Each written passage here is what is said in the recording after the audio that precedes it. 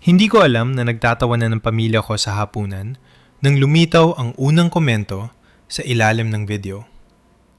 Suot ko pa rin ang aking service blue na uniforme, nakaupo ng mag-isa sa loob ng kotse.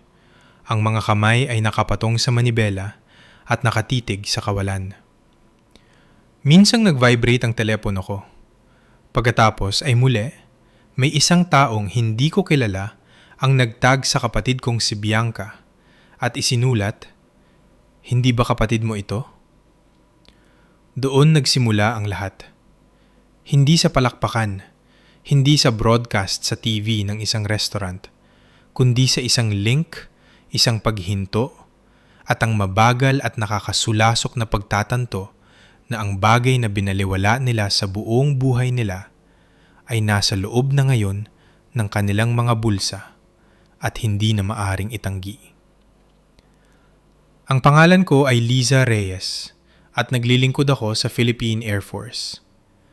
Ang pangungusap na yon ay mas mabigat pa kaysa sa pakinggan. Hindi dahil sa uniforme o sa responsibilidad, kundi dahil sa kung gaano karaming beses na itong isinantabi. Hanggang ngayon, pagkatapos ng maraming taon ng serbisyo, may bahagi pa rin sa akin na naririnig ang boses ng tatay ko sa likod ng aking isipan na ginagawa itong mas maliit. Support ka lang naman.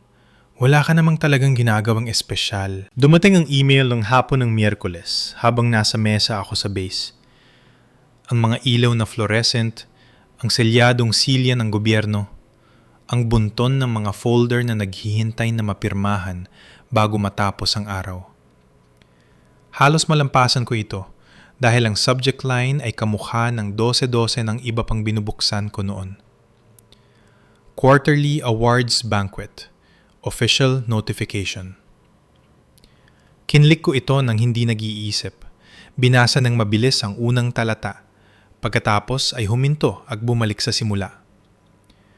Nagpasa ang supervisor ko ng isang package para sa akin ilang linggo na ang nakalilipas. Hindi ko inaasahang aabot ito kahit saan. Ang mga package ay umaakyat sa chain of command palagi. Karamihan ay tumitigil. Ang iba ay bumabalik na may mga nota. Ang ilan ay nawawala na lang ng tahimik. Ngunit ang isang ito ay hindi. Inaprobahan ito ng wing. Kikilalanin ako ng Military Merit Medal sa Quarterly Awards Banquet. Isang formal ceremony na imbitado ang mga pamilya.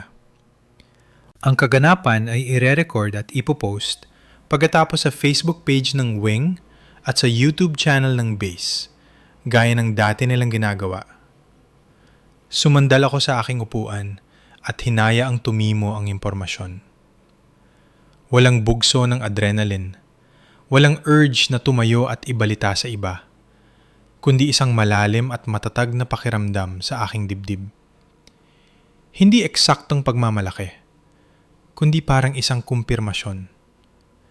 Ang tahimik na uri na dumarating kapag ang isang bagay na matagal mo nang dinalang mag-isa ay kinilala na rin sa wakas na mga taong nakauunawa sa bigat nito. Pagkaraan ng isang minuto, kinuha ko ang aking telepono.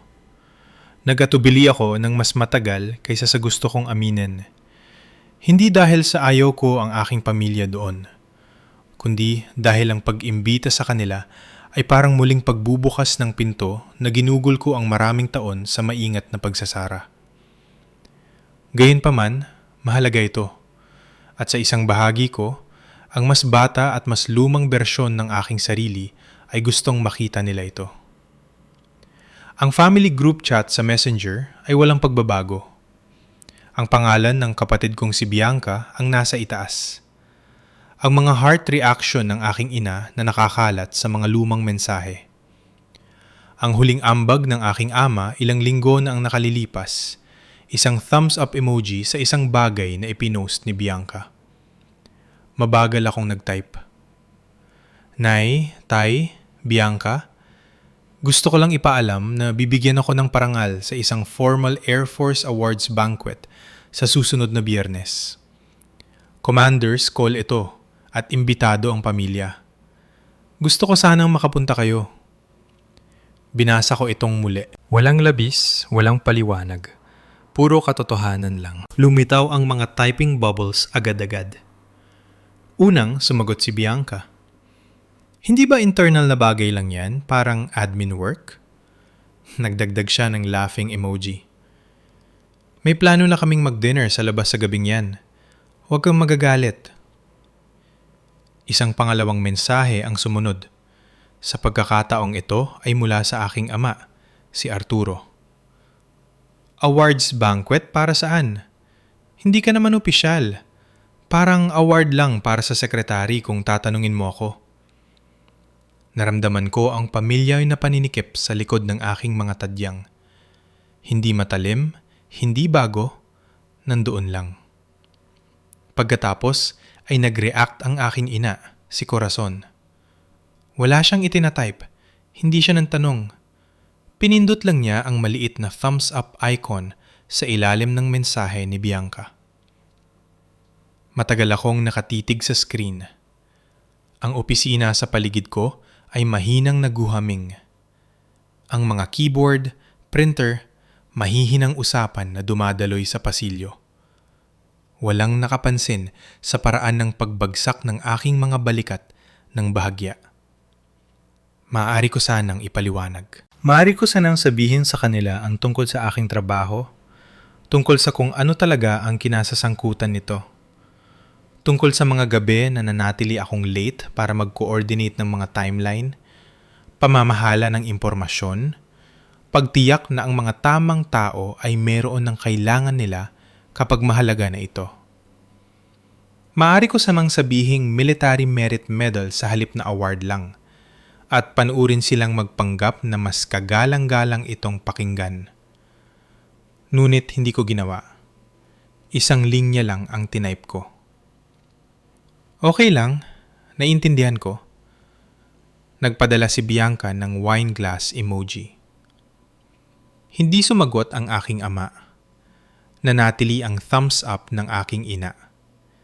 Inilapag ko ang aking telepono nang nakaharap sa mesa at bumalik sa trabaho. Lumaki sa Bulacan, natutunan ko ng maaga kung paano basahin ang paligid at gawing mas maliit ang aking sarili sa loob nito. Si Bianca ay 3 taong mas matanda, mas maingay, at natural na may tiwala sa sarili. Kumukuha siya ng espasyo ng walang paghingi ng paumanhin. At ang aking mga magulang ay binuo ang kanilang mundo sa paligid ng kanyang momentum. Mga dula sa paaralan, sports banquets, mga paggiriwang na parang otomatiko, gaya ng grabidad. Ako ang maaasahan, ang bata na hindi kailangan ng paalala. Noong nag-uwi ako ng certificate para sa isang academic competition noong middle school, sinilip lang ito ng aking ama at sinabing, "Magaling!" bago ito isiningit sa isang drawer kasama ang mga lumang dokumento sa buwis at mga instruction manual. Ang drawer na iyon ay naging isang metapora na dinala ko ng mas matagal kaysa sa napagtanto ko. Noong sinabi ko sa kanila na gusto kong pumasok sa Air Force pagkatapos ng high school, ang reaksyon ay inaasahan na. Sabi ng tatay ko, hindi raw ito totoong karir. Nag-alala ang nanay ko na baka mapakanib. Nagbiro naman si Bianca na pinili ko raw ang camouflage dahil magaling na raw akong maglaho. Tumuloy pa rin ako. Ang basic training ay binaklas ang aking pagkatao at muling binuo ako sa mga parang hindi nakita ng aking pamilya. Sa paglipas ng panahon, nakatagpo ako ng papel na akma sa akin. Maayos, detalyado, at mapanghamon. Wala ako sa harap ng mga brochure. Wala ako sa mga larawan. Ako ang taong tinatawagan ng mga tao kapag kailangan nila ng isang bagay na magagawa ng tama sa unang pagkakataon. Sa bahay, wala sa mga iyon ang naisasalin. Sa mga pagbisita, ipinakikilala ako ng aking ama bilang nagtatrabaho sa military. Mostly paperwork lang. Tumangulang si Bianca. Ngumiti ang aking ina at iniba ang usapan. Itinigil ko na ang pagtatama sa kanila ilang taon ang nakalilipas. Hindi naman ito nakatutulong. Kaya, nung dumating ang email para sa awards banquet, hindi ako umasa ng himala. Inimbitahan ko sila dahil yon ang dapat gawin. Dahil may bahagi sa akin na naniniwala pa rin na kung ilalatag ko ang katotohanan ng malinaw, baka harapin nila ito kung nasaan man ito. Sa halip, pinili nila ang hapunan. Ninit ko ang aking uniporme ng gabing iyon sa katahimikan. Hinahagod ang bawat tupi ng may pag-iingat. Hindi para sa kanila, kundi para sa aking sarili. Habang isinasabit ko ito, nakita ko ang aking refleksyon sa salamin. Mas matanda, mas matatag, at mas hindi na handang magpaliwanag. Akala nila ay maliit lang ito. Noon pa man ay ganoon na sila. Ang hindi nila alam ay ang video ay ipopost sa susunod na araw, na ang mga tao mula sa aking unit ay ibabahagi ito. Na may isang nakakilala sa aming aplido ang mantatag kay Bianca nang walang mali siya, kundi gulat lang. At kapag ang isang bagay na tulad nito ay umiiral na online, may paraan ito upang mahanap ang madla nito. Handa man sila o hindi. May mga pamilyang maingay kung mag-away na nagbabagsak ng pinto at nagsasalita ng mga bagay na pinagsisisihan nila at pagkatapos ay gumugugol ng maraming taon sa pag-aayos ng pinsala. Ang amin ay hindi kailanman naging ganoon. Sa aming pamilya, ang pagkabigo ay tahimik. Nakatira ito sa mga paghinto, sa mga sulyap, sa paraan ng pagbabago ng usapan ng sapat lamang upang ipaalala sa iyo kung nasaan ka nakatayo. Iyon ang paraan kung paano ko natutunan ang aking lugar. Ang drawer ang nauna. 11 taong gulang ako noong nanalo ako sa aking unang academic competition sa antas ng probinsya. Isang maliit na seremonya sa gym ng paaralan na amoy floor polish at popcorn. Binigyan nila ako ng certificate na tama ang baybay ng pangalan ko, na tila mahalaga noong panahong yun. Maingat ko itong hinawakan pa uwi. Hinahagod ang mga gilid gamit ang aking mga hinlalaki. Iniisip kung saan ito isasabit ng aking mga magulang. Sinulyapan ito ng aking ama habang nakatayo sa counter. "Magaling," sabi niya. Pumabaling na agad sa ibang bagay. Numiti ang aking ina at tinanong kung gutom ako. Nagtanong si Bianca kung pwede niyang hiramin ang kotse mamaya. Noong gabing yun, pinanood ko ang aking ama na isingit ang certificate sa isang drawer sa pasilyo. Hindi isang espesyal na drawer, kundi ang may mga expired na warranty, mga ekstrang baterya, mga tupi-tuping instruction manual para sa mga gamit na hindi na namin pag-aari. Ang drawer na isinasara mo nang hindi nag-iisip. Wala akong sinabi. Isinaulo ko lang ang tunog na ginawa nito. Ang mga gamit ni Bianca ay napupunta sa mga dingding. Siya ang uri ng bata na minamahal agad ng mga matatanda. May tiwala sa sarili, expressive. Nagsasalita siya na tila inaasahang papakinggan. At kadalasan, tama siya. Kapag nanalo siya sa isang bagay, ibinabalita ito. Kapag nabigo siya, pinag-uusapan ito ng mahaba.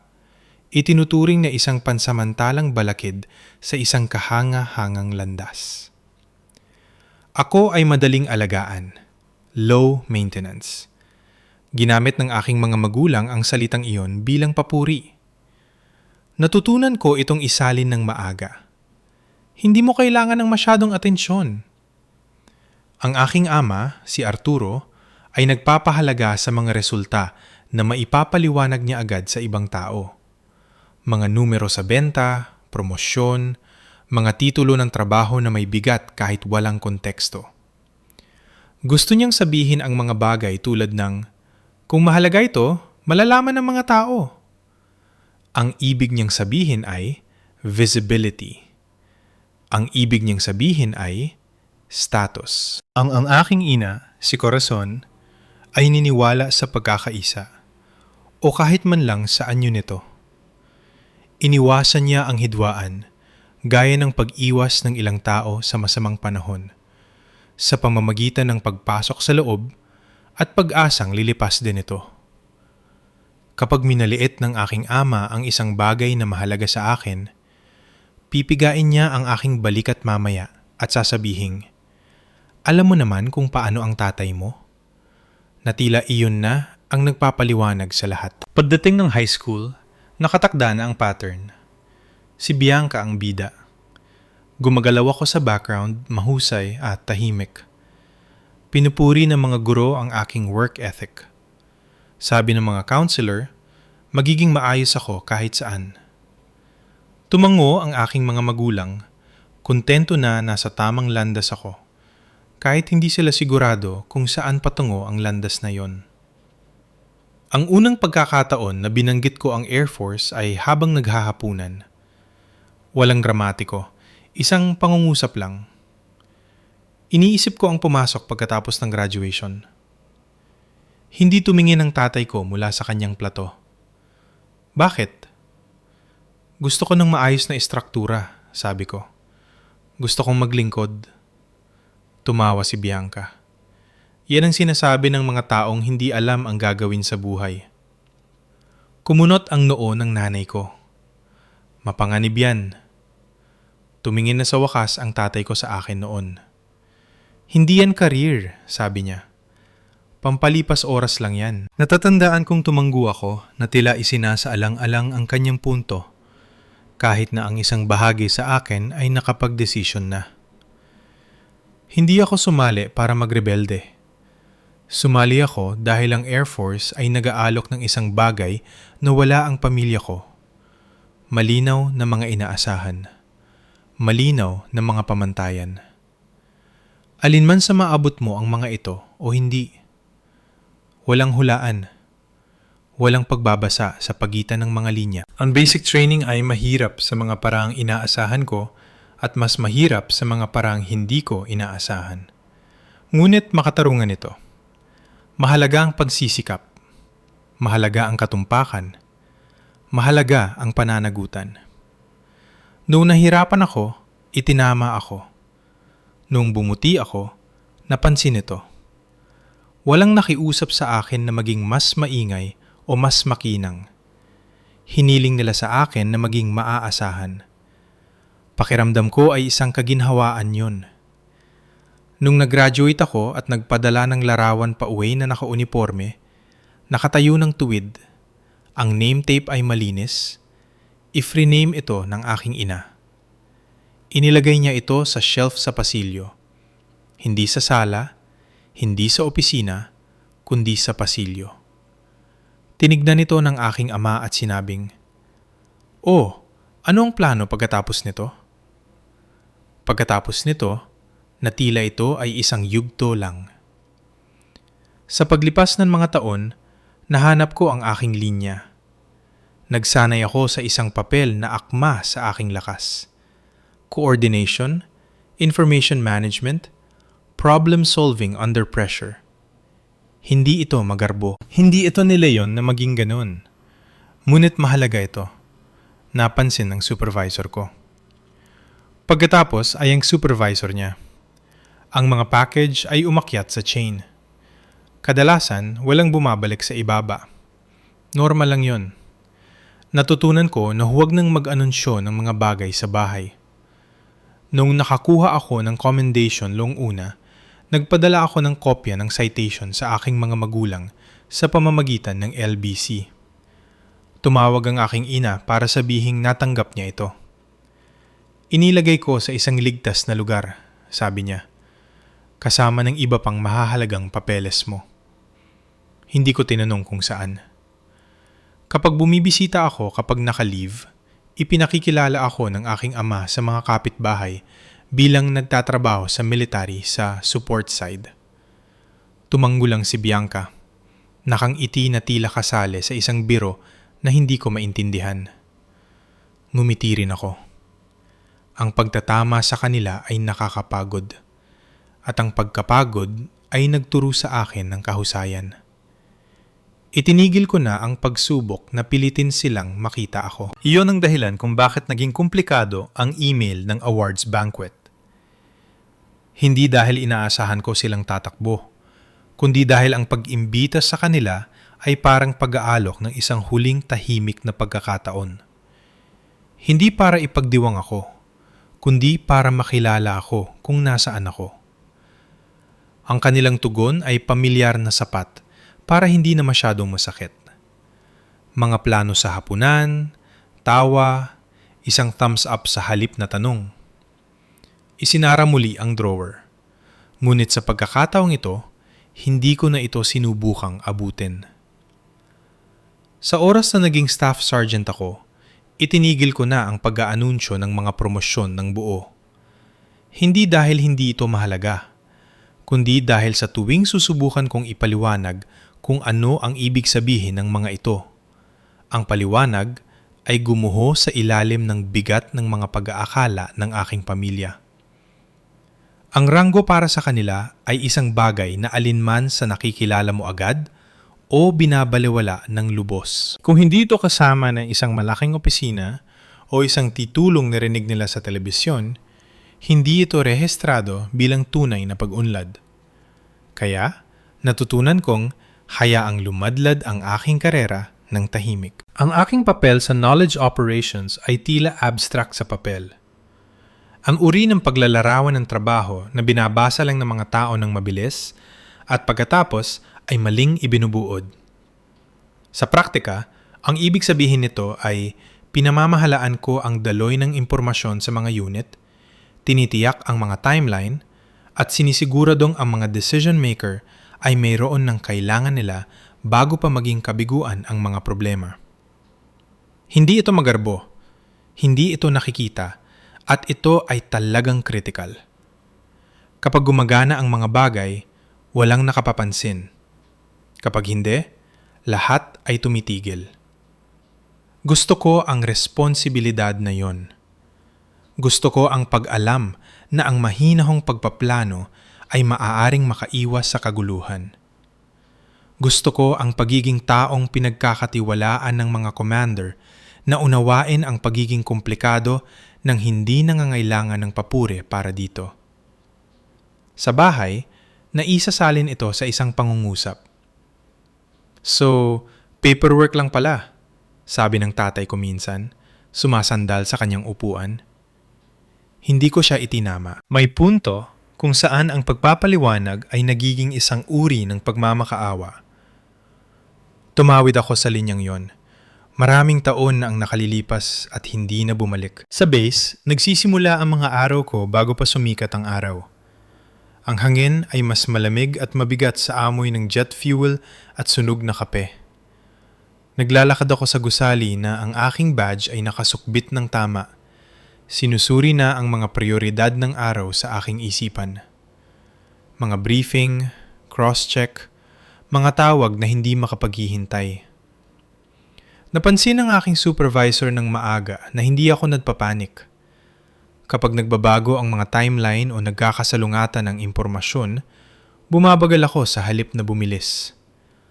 Mahalaga iyon.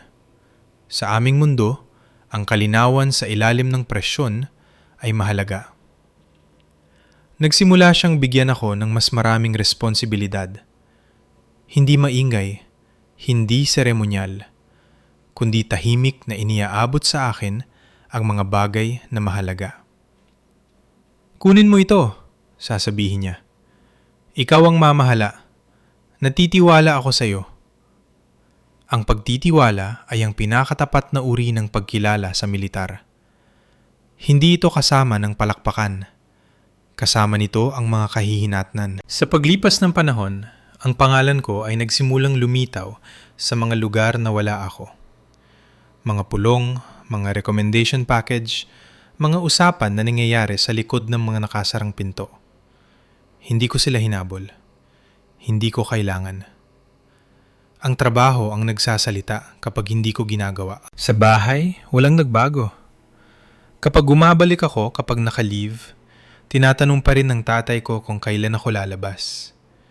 Nag-aalala pa rin ang nanay ko na baka nagtatrabaho ako ng masyadong matigas para sa isang bagay na pansamantala lang. Iniirot pa rin ni Bianca ang kanyang mga mata kapag binabanggit ko ang isa pang assignment. Ginagawa mo pa rin yan? Tanong niya minsan, talagang nagtataka. Akala ko nag-move on ka na. Tiningnan ko siya at napagtanto na hindi siya nagmamaldita. Hindi lang niya maisip ang isang buhay na binuo ng dahan-dahan nang walang palabas. Yon ang oras na itinigil ko na ang pag-asa sa pag-unawa. Ang awards package na humantong sa banquet ay nagsimula gaya ng iba, tahimik. Ipinasa ito ng aking supervisor pagkatapos ng isang mahabang quarter kung saan ang aming section ay sumalo ng sobrang workload nang hindi lumalampas sa mga deadline. Hindi niya sinabi sa akin agad. Karamihan sa mga supervisor ay hindi ganoon. Nagpapasa ka? Naghihintay ka? Pinamamahalaan mo ang mga inaasahan. Mas mabilis itong gumalaw kaysa sa inaasahan ko. Mula sa squadron level hanggang sa wing. Noong sa wakas, ay tinawag niya ako sa kanyang opisina at sinabing inaprubahan ito. Ang kanyang boses ay mahinahon, propesyonal, na tila ibinabalita lang sa akin ang pagbabago sa schedule. Makakatanggap ka ng Military Merit Medal sa quarterly banquet, dagdag niya. Pinaghirapan mo ito. Yun lang. Walang confetti, walang talumpate. Kumpirmasyon lang. Nagpasalamat ako sa kanya at bumalik sa trabaho. Nang gabi ngayon, mag-isa sa aking apartment, umupo ako sa gilid ng aking kama at tumitig sa dingding ng matagal. Inisip ko ang lahat ng pagkakataon na sinabihan akong hindi mahalaga ang trabaho ko, na support lang ako, na nagpapalipas lang ako ng oras. At gayon pa man, narito ang isang institusyon na binuo sa katumpakan at pananagutan na nagsasabing mahalaga ito. Ang kaibahan na yon ay nanatili sa akin. Noong inimbitahan ko ang pamilya ko, hindi ko ito pinaganda. Hindi ko sinabing medalya. Hindi ko inilista ang pagkakasunod-sunod ng mga pag-apruba. Sabi ko, awards banquet. Dahil yun naman talaga yun. Ang narinig nila ay maliit na bagay. Ang narinig ko ay ang huling kumpirmasyon na hindi ko na kailangan ang kanilang sukat upang sukatin ang aking buhay. Ang gabi bago ang seremonya, ninit ko ang aking service blue ng maingat. Ang bawat tupi ay matalas. Ang bawat detalye ay tama. Hindi ako nagtatanghal. Naghahanda ako gaya ng dati kong ginagawa. Habang isinasabit ko ang uniforme, may napagtanto ako ng tahimik at walang drama. Kung di man nila kailanman naintindihan ang trabaho ko, hindi yun naging dahilan para maging hindi ito totoo. Ibig sabihin lang nito ay itinigil ko na sa wakas ang pagsubok na isalin ang aking halaga sa isang wikang ayaw nilang matutunan. Dumating ang umaga ng awards banquet gaya ng karamihan sa mahahalagang araw, tahimik at walang palabas. Walang pakiramdam ng tadhana, walang dramatikong musika, alarm lang ng 5:00 ng umaga, ang pamilyar na bigat ng routine, at ang mahinang ugong ng bass na gumigising sa labas ng aking bintana. Kumilos ako sa aking umaga ng naka-autopilot. Shower, kape, unipormeng nakalatag ng may pag-iingat na walang kinalaman sa kaba, kundi lahat ay may kinalaman sa paggalang. Sinuri ko ang bawat detalye gaya ng lagi kong ginagawa. Ang mga ribbon ay pantay, ang sapatos ay makintab, ang insignia ay tuwid. Kapag gumugol ka ng maraming taon sa militar, ang paghahanda ay nagiging isang wika. Iyon ang paraan kung paano mo sasabihing, siniseryoso ko ito, nang hindi na kailangang ibandera. Sa trabaho, walang trato sa araw na yon bilang espesyal. Normal din yun. Isang mabilis na, good luck mamaya, mula sa aking supervisor. Isang tango mula sa isang kasamahan na nakakaalam kung anong ibig sabihin ng seremonya. Ngunit hindi naramdaman ang pangangailangang gawin itong drama. May mga deadline pa rin. May mga email pa ring dumarating. Ang misyon ay hindi humihinto para sa pagkilala. Ang katatagan na yon ang nagpatatag sa akin. Bandang hapon, nagmaneho ako pa uwi at nagpalit sa katahimikan. Ang apartment ay tila naging mas maliit ng suot ko ang uniforme na tila ang mga dingding ay nakikinig. Nakita ko ang aking refleksyon sa salamin at kinuha ang sandali, hindi para hangaan ang sarili, kundi para itala ang distansya sa pagitan ng kung sino ako at kung sino pa rin ang iniisip ng pamilya ko na ako. Pagkatapos ay kinuha ko ang aking telepono. Walang bagong mensahe sa group chat. Walang huling minutong pagbabago ng isip. Walang, baka pwede kaming dumaan pagkatapos ng hapunan. Katahimikan lang, buo at tapos na. Inilapag ko ang telepono at umalis. Ang banquet ay ginanap sa base sa isang malaking hall na pinuntahan ko na ng 12-12 ng beses para sa mga briefing at mandatory events. Noong gabing iyon, iba ang itsura nito. Ang mga mesa ay simpleng binihisan. Ang mga bandila ay nakatayo ng maayos sa kahabaan ng mga dingding. Isang maliit na entablado ang inihanda sa harap na may podium at screen para sa mga slide. Ang mga pamilya ay pumuno sa silid. Ang mga asawa ay inaayos ang mga jacket. Ang mga bata ay malilikot sa upuan. Ang mga magulang ay tumitingin sa paligid ng may halong pagmamalaki at kawalang katiyakan na nagmumula sa pagiging malapit sa isang bagay na formal at hindi pamilyar. Napansin ko ang mga detalyeng iyon dahil lagi ko namang napapansin. Ang obserbasyon ay naging pangalawang kalikasan na. Umupo ako kasama ang aking unit. May bakanting upuan sa tabi ko na walang nagkomento. Ang seremonya ay sumunod sa pamilyar na ritmo. Panimulang pananalita, isang maikling pangkalahatang ideya ng quarter. Pagkilala sa mga kolektibong pagsisikap bago tawagin ang mga individual na pangalan. Hindi ito magarbo. Hindi ito nilayon na maging ganoon. Ang tono ay seryoso, profesional, at tapat. Noong tinawag ang pangalan ko, tumayo ako, naglakad sa entablado, at tinanggap ang medalya ng may pakikipagkamay at isang tango. Ang bigat nito ay nakapanatag sa katatagan nito. Hindi simboliko, kundi totoo. May magalang na palakpakan. Mga ngiti, mga kamera mula sa Public Affairs Office ng base na kumukuha ng sandali para sa opisyal na record. Bumalik ako sa aking upuan at umupo. Ang puso ay matatag. Ang paghinga ay pantay. Natapos ito sa loob ng ilang minuto. Pagkatapos, sandaling naghalo-halo ang mga tao. Congratulations ang ipinalitan. May nagbiro tungkol sa haba ng mga talumpati. Isang tao ang nagtanong kung nasaan ang pamilya ko. Hindi sila nakapunta. Simple kong sabi. Walang namilit. Iyon higit sa lahat ang naramdaman ko bilang paggalang.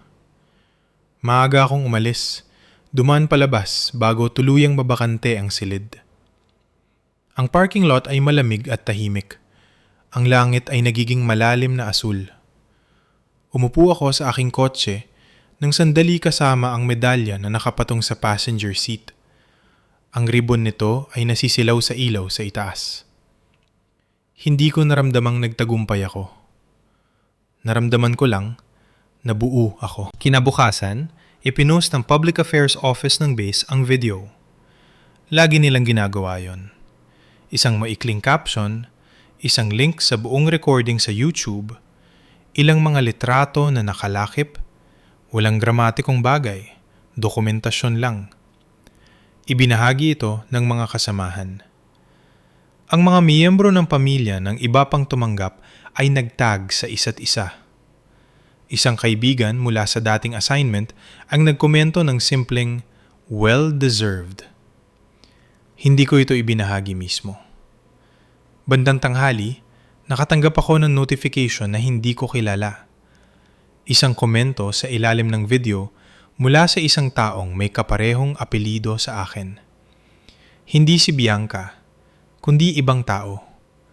Isang malayong pinsan na bihira ko lang makausap. Wait, si Lisa Reyes ba ito na taga Bulacan?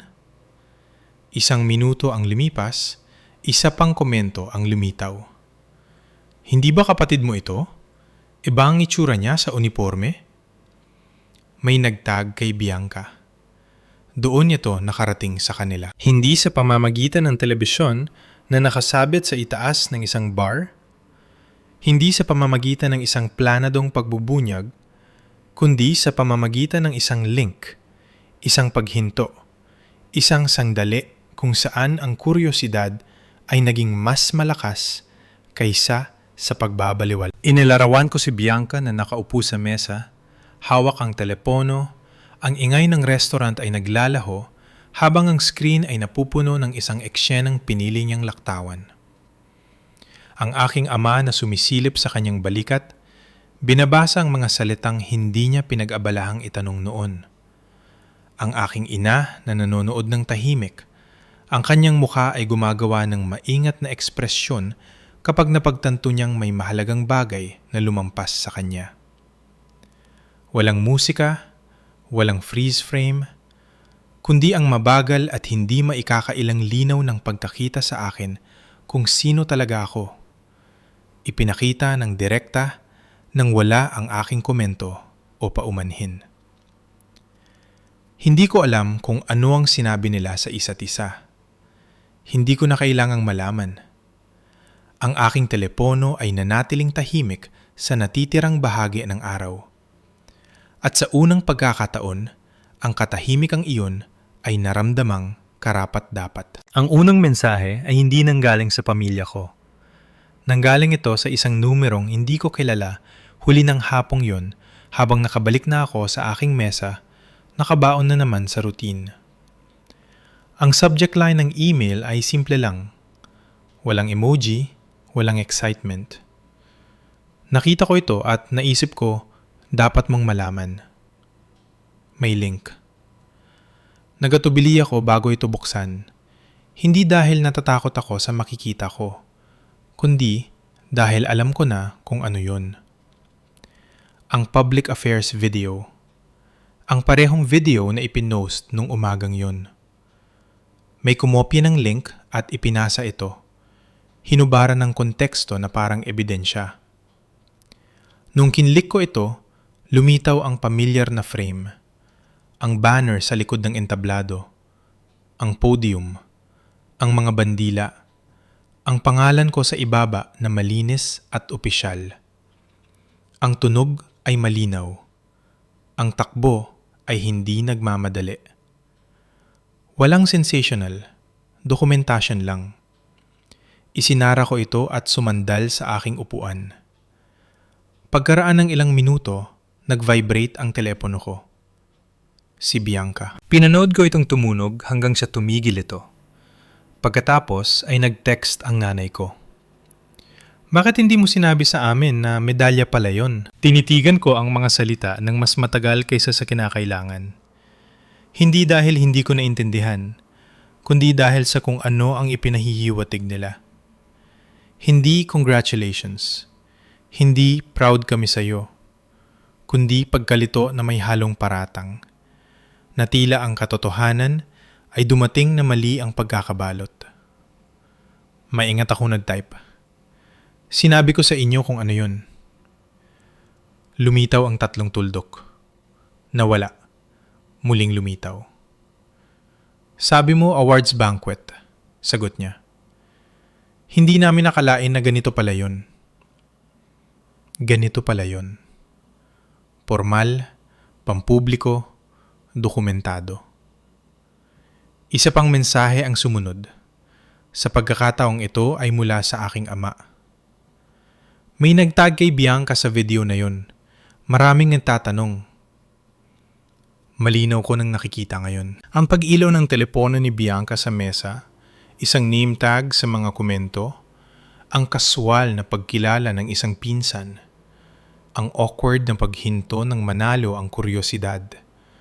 Ang volume sa restaurant na humihina habang ang video ay tumutugtog sa isang maliit na screen sa halip na sa isang nakasabit na TV. Walang grand reveal, kundi discomfort lang. Nagmukha kaming tanga, dagdag ng tatay ko.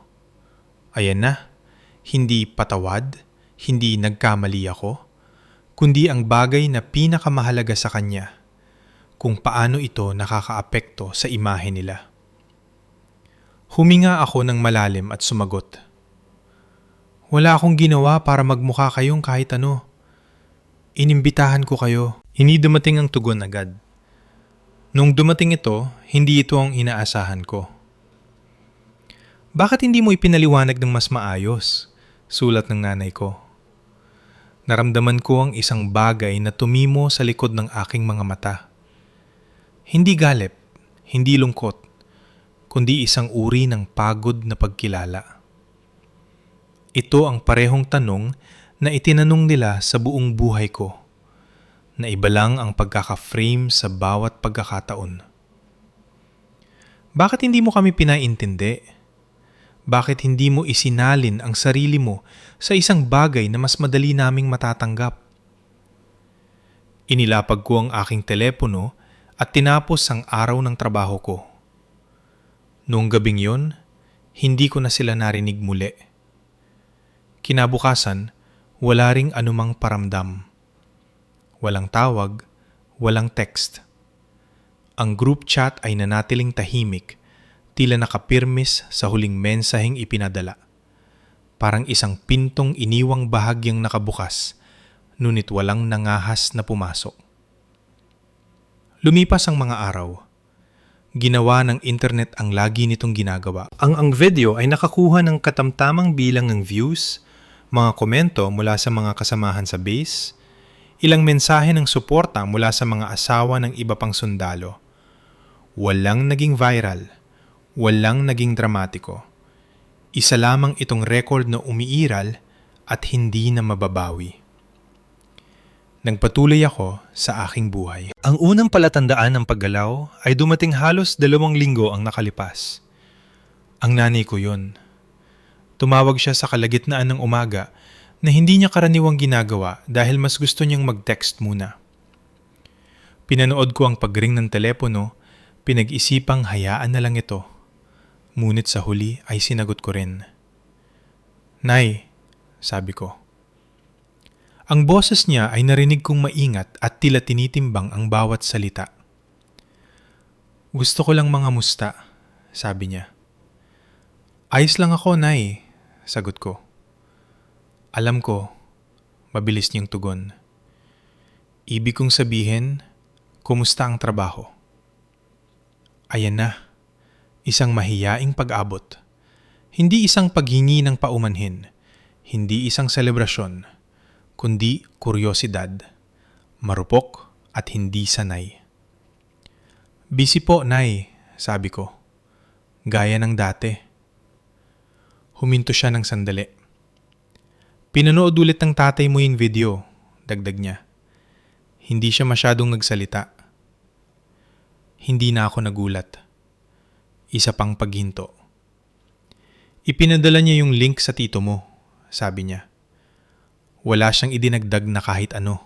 Link lang. Napapikit ako ng sandali. Iyon ay isang pag-unlad sa sarili nitong tahimik na paraan. Ang tatay ko ay hindi madaling magsalita tungkol sa nararamdaman. Nagbabahagi siya ng mga artikulo sa halip, mga link, mga patunay ng walang paliwanag. Sige po, Nay, sabi ko. Pagkatapos noon, ang komunikasyon ay nanatiling minimal, ngunit may pagkakaiba. Nagte-text ang nanay ko minsan sa isang linggo. Maikling mga tanong, neutral ang tono, walang mga hinihingi. Ang tatay ko naman ay nagpadala ng 2 mensahe sa loob ng sumunod na buwan. Parehong maikli. May napanood akong balita tungkol sa Air Force kanina. Naalala kita. Hindi niya binanggit ang pangalan ko ng direkta sa mga mensaheng iyon. Ngunit, hindi na niya kailangan. Kinilala ko ang mga iyon kung ano talaga sila. Mga pagkilala ng walang paglalantad ng kahinaan, ang tanging paraan na alam niyang ibigay. Nanatiling tahimik si Bianca. Noong una, inihanda ko ang aking sarili sa kanyang pagbabalik. Isang mensaheng puno ng sarkasmo, isang reklamo tungkol sa pagkapahiya, o isang pagbabago sa kwento na maglalagay muli sa kanya sa sentro. Ngunit walang dumating. Lumipas ang mga linggo, pagkatapos ay isang buwan. Napagtanto ko na hindi ko na hinahanap ang boses niya sa aking isipan. Ang pagtatanto na yon ang mas nakagulat sa akin kaysa sa ano paman. Sa halos buong buhay ko, si Bianca ang naging batayan, ang mas maingay na presensya, ang taong lagi akong ikinukumpara nang wala akong pahintulot. Kahit nung tumigil na ako sa pakikipagkompetensya, dala-dala ko pa rin ang kanyang anino. Noong wala na ang kanyang mga komento, ang katahimikan ay naging mas magaan, hindi na gaanong masikip. Sa trabaho, walang nagbago. At kasabay nito ay nagbago ang lahat. Kumikilos ako sa aking mga araw ng may katatagang pinaghirapan ko. Ang medalya ay nanirahan sa isang drawer sa aking apartment. Hindi nakatago, kundi inilagay lang sa isang ligtas na lugar. Hindi lahat ay kailangang nakadisplay para magkaroon ng halaga. Ang aral na iyon ay inabot ng maraming taon bago ko natutunan, at wala akong balak na kalimutan ito. Isang hapon, habang naglalakad ako pabalik mula sa isang briefing, naabutan ako ng aking supervisor sa pasilyo. "Liza," sabi niya, "kumusta ang pamilya mo?" Pinag-isipan ko ang tanong. "Nag-a-adjust po sila," sagot ko. Nungumiti siya ng may pag-unawa. Ganyan talaga ang madalas na nangyayari. Tumimo sa akin noon kung gaano karaming tao sa paligid ko ang nabuhay sa mga bersyon ng kwentong ito. Hindi lang sa militar, kundi kahit saan kung saan ang disiplina at sakripisyo ay hindi madaling na isasalin sa usapan sa hapunan. Kahit saan kung saan mas mahalaga ang trabaho kaysa sa panlabas na anyo. Nang gabing iyon, tumawag muli ang aking ina. "Nakausap ko ang tita mo kanina," sabi niya. "Nabanggit niya yung video." Naghintay ako. Sabi niya, kailangan ng malaking tiwala ng supervisor mo para irekomenda ang pangalan mo. Pagpapatuloy ng aking ina. Hindi ko alam na ganun pala ang takbo noon. "Opo, Nay," mahinaon kong sabi. Isa pang paghinto, pagkatapos ay mas mahina ang boses niya.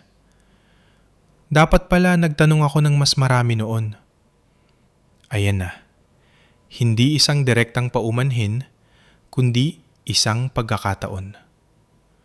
"Narito lang ako ngayon," dagdag niya. Tila sinusubukan ang mga salita. "Alam ko po, Nay," sabi ko. Pagkatapos naming magbaba ng telepono, naupo ako kasama ang pakiramdam na yun ng matagal. Hindi kaginhawaan, hindi paghihigante, kundi pag-unawa. Ang mga tao ay hindi laging nagbabago dahil lang sa mas maayos mong naipaliwanag ang sarili mo. Minsan, nagbabago sila dahil ang katotohanan ay dumating ng walang pahintulot at nanatili doon. Inisip ko ang mas batang bersyon ng aking sarili, ang bata na laging nag-aalok ng mga piraso ng kanyang buhay bilang patunay, ang naghintay para sa pagkilalang hindi kailanman dumating. Kung makakausap ko siya ngayon, hindi ko sasabihing magsumikap pa siya. Sasabihin ko sa kanya na itigil na ang pagsasali ng kanyang sarili. Dahil ito ang katotohanan. Natutunan ko ito ng huli na para mapadali ang lahat. Ngunit maaga pa para maging kapakipakinabang. Hindi mo mapipilit ang mga tao na pahalagahan ang isang bagay na napagdesisyunan na nilang maliit lang. Ang maaari mong gawin ay mabuhay sa paraang hindi na nangangailangan ng kanilang pagsang-ayon. Ang distansya sa pagitan ko at ng aking pamilya ay hindi nawala.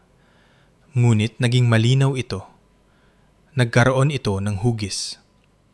At nang magkaroon ito ng hugis, hindi na ito masakit. Naging isang bagay na ito na kaya kong i-navigate, isang bagay na kaya kong piliin. At sa pagpili na iyon, nakatagpo ako ng katahimikang hindi ko nakuha noon. May sandali pagkatapos ng mahabang araw kung kailan ang base ay tumatahimik sa isang partikular na paraan. Humihinto ang mga makina. Nababakante ang mga pasilyo. Ang mga ilaw ay mahinang naghuhuming, matatag at walang pakialam. Ito ang uri ng katahimikan na walang hinihingi sa'yo. Umiiral lang ito. Iyon ang oras na karaniwan akong humihinga ng malalim at sinusuri ang lahat. Ang seremonya ay dumating at lumipas na. Ang video ay nakagawa na ng mabagal at simpleng pag-ikot nito. Ang aking pamilya ay nag-adjust ng awkward at hindi perpekto sa sarili nilang panahon. Ang buhay ay nagpatuloy dahil yun naman ang ginagawa ng buhay, handa ka man o hindi. Ang ikinagulat ko ay hindi ang naging reaksyon nila, kundi ang reaksyon ko. Hindi ko naramdamang nagtagumpay ako.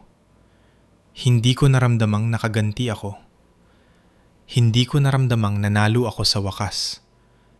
Ang naramdaman ko ay katatagan. Ang uri na hindi nangangailangan ng manonood. Ang uri na nananatili pagkatapos mong itigil ang pag-arte para sa palakpakan ng iba. Marami akong inisip tungkol sa danggal nung panahong yon. Hindi ang uri na nakaimprenta sa mga certificate o nakasabit sa mga uniforme, kundi ang mas tahimik na bersyon, ang uri na pinamumuhayan mo.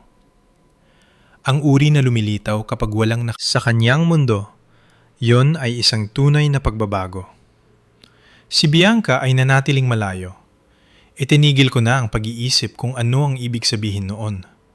Dahil ang totoo, hindi ko na kailangan ng resolusyon mula sa kanya para magpatuloy. May isang partikular na kaginhawaan na dumarating kapag itinigil mo na ang pag-asa sa mga tao na maging kung sino ang kailangan mong maging sila. Hindi ito pagsuko, kundi kalinawan. Nakikita mo sila kung sino talaga sila. Hindi bilang isang problema na dapat ayusin, kundi bilang isang hangganan na dapat igalang. At ang mga hangganan, natutunan ko, ay maaari ding maging mga gawa ng pagmamahal. Nagpatuloy ako sa paglilingkod. Nagpatuloy ako sa paggawa ng trabaho na mahalaga para sa akin. Nagmentor ako ng mga mas batang airman na nagpapaalala sa akin ang aking sarili. Tahimik, mahusay, hindi sigurado kung ang kanilang mga ambag ay napapansin. Sinabi ko sa kanila ang katotohanan na sana ay narinig ko ng mas maaga. Hindi mo kailangang maging maingay para maging mahalaga. Kailangan mo lang maging consistent. Minsan tumatango sila, minsan hindi. Alinman doon, ang mga salita ay naitanim na. Tuwing weekend, binibisita ko ang aking mga magulang paminsan-minsan. Ang mga pagbisita ay iba na ngayon, mas mahinahon, mas maikli. Wala nang masyadong pagpapanggap, mas kaunti na ang mga pag-aakala. Nag-uusap kami tungkol sa mga neutral na bagay, panahon, balita, pagkain. Paminsan-minsan, nababanggit ang trabaho ko hindi bilang punto ng pag-aaway, kundi bilang isang katotohanan. Sapat na yun. Isang hapon, inabot ng tatay ko sa akin ang kanyang telepono nang hindi masyadong nagsasalita. May binuksan siyang artikulo tungkol sa isang Air Force unit na tumutulong sa relief operations sa isang nasalanta ng bagyo. Itinuro niya ito at sinabing, ang ganitong uri ng coordination ay mahalaga. Hindi yon tungkol sa akin at sa paanuman. Mas naging mahalaga ito dahil doon. Inisip ko muli ang tungkol sa drawer na yun. Ang drawer kung saan ang aking mga unang tagumpay ay inilagay kasama ng mga nakalimutang manual at maluwag na mga baterya. Sa loob ng mahabang panahon, naniwala ako na ang drawer na yun ang nagtakda ng aking halaga sa aking pamilya. na ang mailagay doon ay nangangahulugang pansamantala lang ako, madaling palitan, at madaling baliwalain. Ngayon, may naintindihan na akong iba. Ang drawer na yon ay hindi kailanman naging tungkol sa akin. Tungkol yon sa kung ano ang alam ng pamilya ko na pahalagahan noong panahong yon at kung ano ang hindi. Hindi ko madalas ilabas ang aking medalya. Nanatili ito kung saan ko ito inilagay. Ligtas at simple. Kapag tinitingnan ko ito, hindi ko iniisip ang seremonya o ang mga komento o ang link na naglakbay ng mas malayo kaysa sa inaasahan ko. Iniisip ko ang mahahabang araw, ang mga tahimik na desisyon, ang tiwalang ibinigay sa akin noong ang mga bagay ay hindi sigurado. Iyon ang tunay na parangal. Kung nakikinig ka rito at ang mga bahagi nito ay pamilyar sa iyo, kung nakaranas ka ng mag-imbita ng mga tao para makita ang iyong buhay at pinanood silang pumili ng ibang bagay, gusto kong marinig mo ito ng malinaw. Hindi mo kailangang kumpinsihin ang sinuman sa iyong halaga. Hindi ang iyong mga magulang, hindi ang iyong mga kapatid, hindi ang mga taong nakauunawa lang ng tagumpay kapag kamukha ito ng sa kanila. Minsan, ang pinakamagalang na bagay na magagawa mo para sa iyong sarili at para sa kanila ay ang itigil ang pagpapaliwanag at magsimulang mabuhay. Ang mga tao ay nagbabago ng mabagal, kung magbabago man sila. Ang mga pamilya ay nag-a-adjust ng paunti-unti, hindi sa isang malaking talon. At minsan, ang pinakamagandang resulta ay hindi ang rekonsilyasyon, kundi ang kapayapaan. Ang uri na nagmumula sa pag-alam kung sino ka nang hindi nangangailangan ng pagsang-ayon ng nakararami. Hindi ko kailangan na tumayo ang aking pamilya at pumalakpak. Kailangan ko lang manindigan ng tuwid no hindi nila ginawa yon. At sa paggawa nyon, nakatagpo ako ng isang bagay na mas matatag kaysa sa pagsang-ayon. Nahanap ko ang aking sarili. Kung ang kwentong ito ay tumimo sa iyo, kung ipinaalala nito sa iyo ang iyong sariling tahimik na pagsisikap, ang iyong sariling mga sandaling na balewala, gusto kong makarinig mula sa iyo. Mag-iwan ng komento sa ibaba at sabihin sa akin kung saan ka nanonood o kung anong bahagi ng kwentong ito ang pinakamalapit sa iyong karanasan.